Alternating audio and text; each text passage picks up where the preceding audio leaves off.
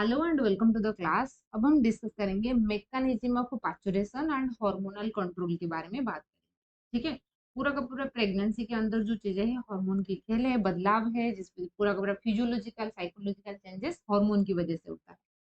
अब हम देखेंगे कि पैचुरेशन क्या होता है। ठीक है ना। तो पैचुरेशन जो होता है बेबी बात होना प्रोसेस को, ठीक है ना। बच्चा तो पैदा हो जाएगा, जो प्रोसेस जिस प्रोसेस में बच्चा पैदा होता है उस प्रोसेस को हम बोलेंगे parturition. Is the process by which baby born, ठीक है, पैदा होगा। प्रेगनेंसी का जो एंड जो है ना स्टेप्स होता है दैट इज द पैचुरेशन। ठीक है, प्रेगनेंसी का। उसके बाद तो फिर लैक्टेशन स्टार्ट हो जाएगा। so the birth process which begins hour or a day, मतलब कि कुछ घंटे लग सकता है, कुछ दिन भी लग सकता है। ठीक है ना। लेबर पेन स्टार्ट होने से बच्चा पैदा होने तक जो जर्नी है कुछ घंटों में भी खत्म हो सकता है, एक दो दिन भी लग सकता है। ठीक है, ये डिपेंड करता है, ठीक है ना, कौन सी टाइप की प्रेगनेंसी है। ठीक है। So the act of giving bath, जो एक्ट ऑफ गिविंग बाथ जो है ना, जैसे एक्टिंग करते हैं तो the act of giving bath is called the labour. तो ये जो जो पीरियड होता है तो इसको हम लेबर पीरियड कहते हैं। So near at the end of pregnancy, pregnancy के एकदम लास्ट डे में, क्योंकि जैसे आपको पता होगा जो ह्यूमन की कंडीशंस में 280 डेज लगभग, है ना, 280 से 290 डेज जो होता है लगभग गैस्ट्रेशनल पीरियड होता है। हर एक ऑर्गेनिजम्स की कुछ टाइम रहता है। जैसे एलिफेंट सबसे स्लोएस्ट ब्रीडर होता है, 720 डे के आसपास रहता है। तो वहां पे जब भी पूरा का पूरा फिटस जो है उसकी बॉडी अच्छे से बन जाएगा, उसके बाद क्या होता है ना, एक्ट ऑफ लेबर जो है स्टार्ट होता है। ठीक है ना। कैसे होगा हम देखेंगे, थोड़ा मैं बेसिक बता देती हूँ ताकि उसके बाद हम नोट्स देखेंगे। ठीक। क्लास स्टार्ट होने से पहले एक इंफॉर्मेशन, यदि आप सेमिस्टर की प्रिपरेशन करना चाहते हो along with the PG entrance CIPET हो या तो सीयूईटी हो, आप एड स्टार्ट के साथ मिलके प्रिपरेशन कर सकते हो। ये दिए गए नंबर है स्क्रीन पर, आप जैसे देख सकते हो मेरे हाथ के नीचे है 7894226802। इस नंबर पे आप कांटेक्ट कीजिए एंड पूरा का पूरा क्लासेस, उनकी नोट्स, ठीक है ना, एमसीक्यू, वो सारे प्रिपरेशन आप एड स्टार्ट के साथ मिलके कर सकते हो बिट बाय बिट। एंड वो आपको हैंड होल्डिंग सपोर्ट्स भी मिलेगा। कोई भी डाउट है आप डायरेक्टली पूछ सकते हो, ठीक ये है। सारी तो सुविधाएं आपके लिए इसके है। बाद क्या तो होगा आज ही ना, कांटेक्ट कीजिए। ठीक है, तो एक्ट ऑफ फिर लेबर चलिए जो है हम स्टार्ट हो जाएगा। तो स्पेसिफिकली बेसिकली क्या होता है, फिटस कहाँ ग्रो कर रहा है, यूट्रस के अंदर ग्रो कर रहा है। मान लीजिए ये फुल्ली बॉर्न एक बेबी हो गया, होने के बाद यहाँ पे क्या होगा, कुछ यहाँ से कुछ हॉर्मोन्स की सिक्रेशंस होता है। ठीक है ना। जिस हार्मोन की सिक्रेशन होने की वजह से एक तो यूट्राइन मसल जो है कंट्रैक्ट करेगा। ठीक है। जैसे हमने पूरा का पूरा इस सीरीज के अंदर, मतलब इस चैप्टर में हमने देखा है कि एक जो चीजें है, जो एंडोमेट्रियम लेयर होता है यूट्रस की, ये पोर्सिस्ट रहता है थ्रू आउट द प्रेगनेंसी। क्यों? क्योंकि इम्प्लांटेशन तो वही एंडोमेट्रियम लेयर की वजह से हुआ।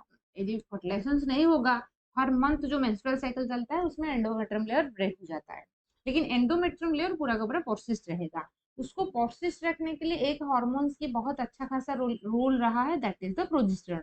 इनिशियल लाइफ से ये कहाँ कॉर्पस है ना, कॉर्पस लुटियम से ये बन रहा था। ठीक है ना। बाद में प्लासेंटा उसको बनाना स्टार्ट किया। ठीक है ना, प्लासेंटा उसको बनाना स्टार्ट किया। तो इसलिए प्रोजेस्टेरोन हार्मोन की बहुत अच्छा खासा रोल रहा है जो मतलब कि यूट्रस को कंट्रैक्ट नहीं करना है, साथ ही साथ एंडोमेट्रियम लेयर को मेंटेन करना। तो प्रोजेस्टेरोन लेवल हाई रहेगा तो एंडोमेट्रियम लेयर मेंटेन रहेगा, एंडोमेट्रियम लेयर मेंटेन रहेगा तो प्रेगनेंसी पॉसिबल रहेगा। तो अब जो चीज पूरा का पूरा जो 9 मंथ तक जो चीज हो रहा था उसकी अपोजिट बातें होगा, है ना। अभी क्या करना है, अभी एंड प्रोसेस है। ठीक है ना। तो स्पेसिफिकली क्या होगा, तो यहाँ पे यूट्रस कंट्रैक्शन स्टार्ट करेगा।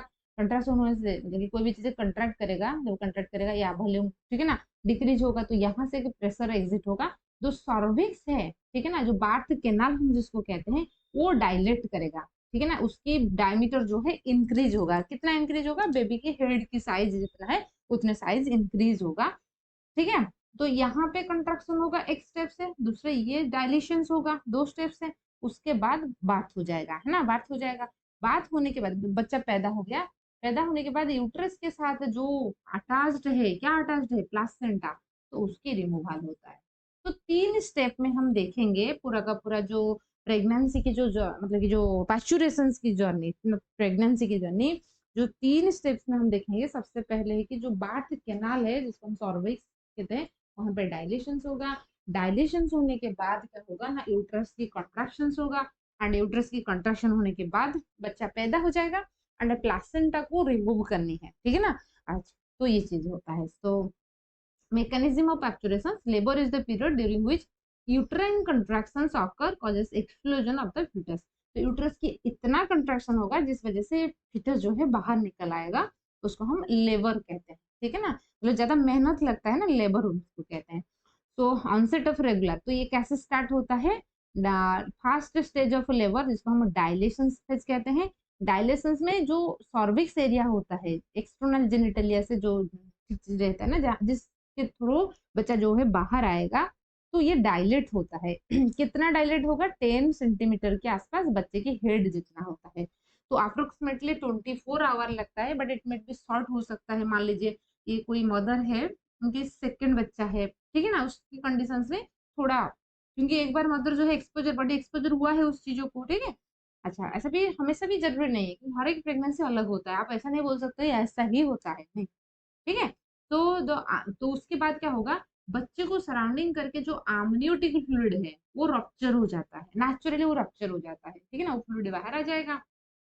उसके बाद हम देखेंगे कि सेकेंड स्टेज में क्या होगा ना, यूट्राइन मसल अच्छे से कंट्रैक्ट होगा, ठीक है ना, क्योंकि यहाँ पे देखिए यहाँ पे एरिया मतलब कि इंक्रीज हो रहा है ना, डायलेट, यहाँ पे ये कंट्रैक्ट होते हुए, ठीक है, कंट्रैक्शन हो रहा है। फिटस जो है यहीं पे है, अब उनको लगेगा अच्छा यहाँ पे तो एरिया नहीं है, तो ये इधर आने की कोशिश करेगा, समझ लो ना। ऐसे कि गुब्बारा है, बैलून है, अब पानी इसमें भर लोगे ऐसे, है ना, उसको कंट्रैक्ट करोगे तो आगे की ओर फिसल जाएगा। तो इसी तरीके से यहाँ पे इतना एरिया अभी ये हो रहा है, ठीक है ना, यहाँ पे, ठीक है, तो यहाँ पे ये कर जाएगा। तो उसके बाद है थर्ड स्टेप में प्लासेंटा आ जाएगा। तो कैसे मैकेनिज्म्स होता है हम देखेंगे कि किस तरीके से चीजें चलेगा।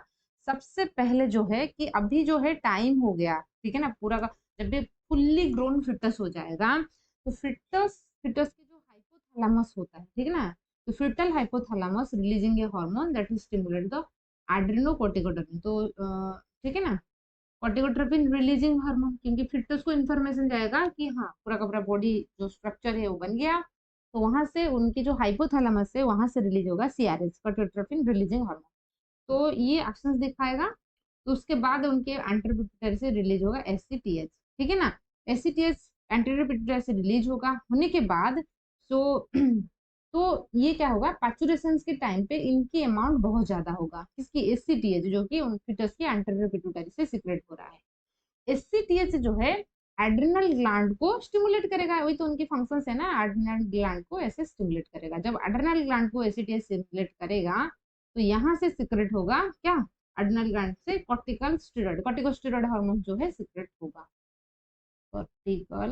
कॉर्टिकोस्टेरॉइड हार्मोन जो है वो सीक्रेट होगा, ठीक है ना, एड्रेनालिन वगैरह, अल्डोस्टेरॉन वगैरह, ठीक है। तो ये जब सीक्रेट होगा, एड्रिनल कॉर्टिकोस्टेरॉइड हार्मोन जो है ये कहाँ चला जाएगा, अम्बिलिकल कॉर्ड, क्लियर हुआ, ठीक है ना, अम्बिलिकल, क्योंकि ये फिटल सर्कुलेशन से अम्बिलिकल कॉर्ड होते हुए ये प्लासेंटा के पास चला जाएगा, ठीक है, ये है प्लासेंटा।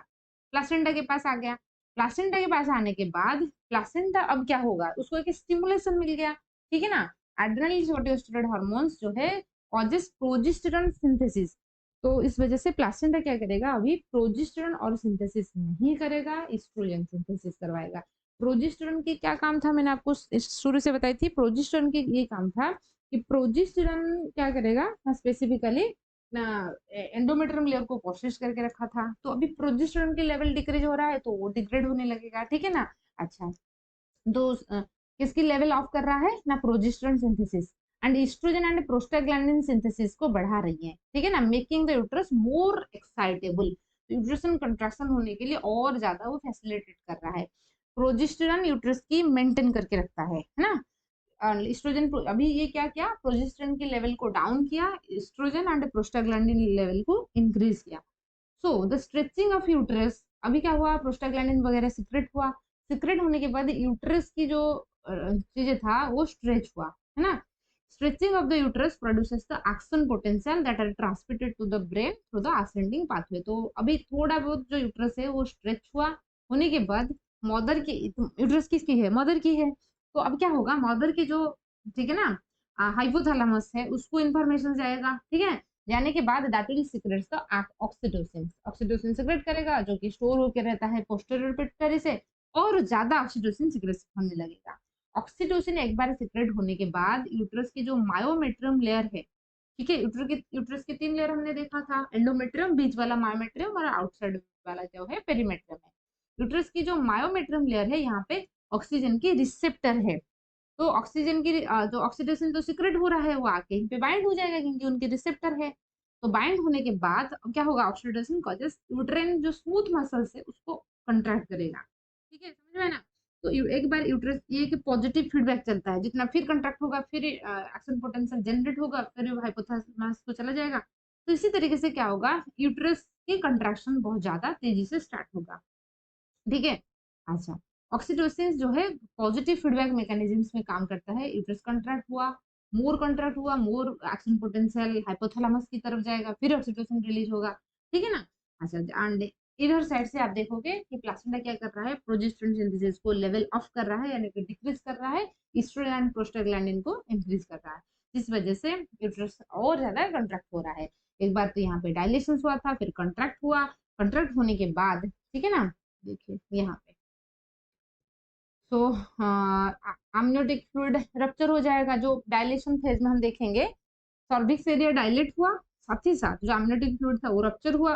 फिर हम देखेंगे सेकेंड स्टेज ऑफ लेबर में, सो मैक्सिमम सर्विकल डायलेशन हो जाएगा until the time of baby exit the vagina. Maximum dilation यहीं पे होगा, ठीक है ना। अच्छा, क्योंकि वो कुछ मिनट से लेकर कुछ घंटे तक ये चीज चलता है।